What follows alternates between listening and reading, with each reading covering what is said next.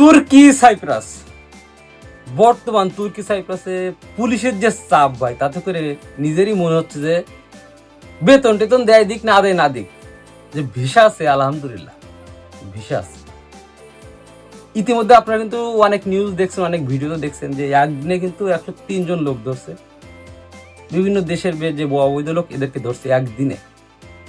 এরা চাইলে একদিনে সবই ধরতে পারে, ঠিক আছে, এরা চাইলে পারে, সম্ভব। তো বিষয়টা হচ্ছে যে এই ভিডিওর নিচে যারা কমেন্ট করবেন ভাই, আপ দিবে কবে, ভিসা খুলবে কবে, এদেরকে আপাতত বলবো ভাই যে ভুলে যান, ঠিক আছে, অপেক্ষা করতে থাকেন, এটা বলা যায় না। কেননা তুর্কি সাইপ্রাসে বর্তমান এই মুহূর্তে যে অবস্থা, খুবই খারাপ অবস্থা।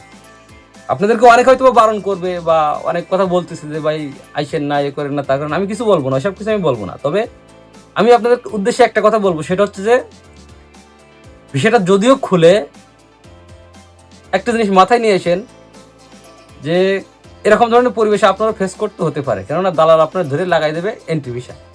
ভালো কোনো কোম্পানিতে এই মুহূর্তে আসা সম্ভব না, ঠিক আছে।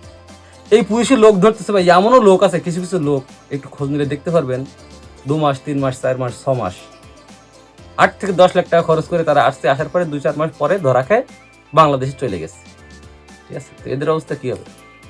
আপনারা তো ধার দেনা করে বিভিন্ন কিস্তি মিস্তি নিয়ে আসবেন নাকি? তো বারণ করবো না, কাউরে বারণ করবো না যে আইসেন না তুর্কি সাইপ্রাস, এটা আপনার ব্যক্তিগত ব্যাপার।